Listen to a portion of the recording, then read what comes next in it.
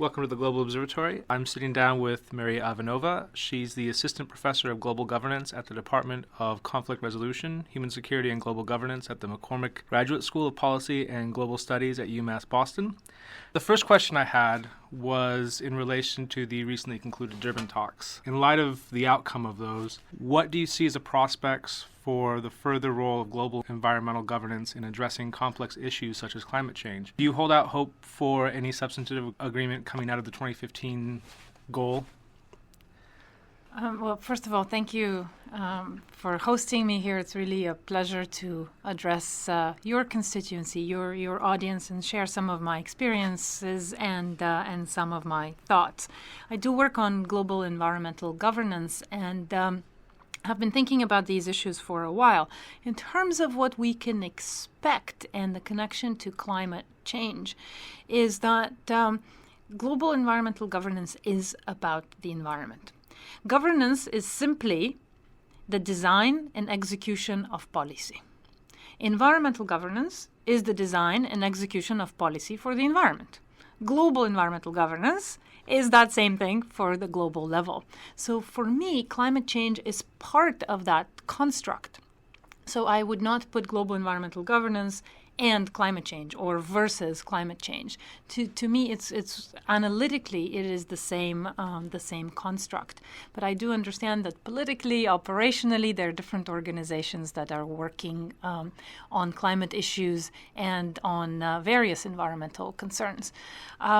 Practically, what my hopes would be for the next rounds of talks, the next agreements, would be that when we do consider climate issues, that we do think about the governance, about the global aspects, but also about the connection between the national, the regional, and the local levels. And climate change has become the quintessential global problem, but we do need governance arrangements. And so the way I bridge those two analytical issues, global environmental governance and climate change, is through that governance dimensions.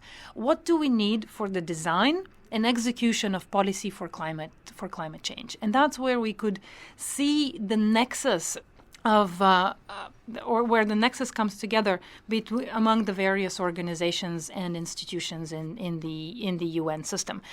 Unfortunately, we have split those debates into various fora, and various people are engaged in them, and we've created these silos.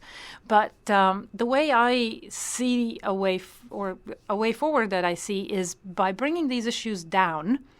And not necessarily into a local level, so to speak, or a regional level, but into a classroom level. I think the categories in which we think need to change. And rather than saying the local level and you think of this country and that country, whether it's Norway or Namibia, let's think of a classroom level. And when I teach global environmental governance and climate change, I can't separate them and say, now, today we're only going to talk about this issue. What I teach my students is to be able to connect those and to see the interdependencies. If there is a way to do that at the international level, it is only through enabling the individuals that are engaged in these to see this from day one as something that they live. And as I like often quoting Abraham Lincoln, who said, the philosophy of the classroom of one generation is the philosophy of the government of the next generation. And so perhaps somewhat idealistically, but I do believe that that is the best way forward, is to bridge those divides at the classroom level. And then the people that come out and lead governments or any type of organization will be doing this just as naturally as we all walk and breathe and eat.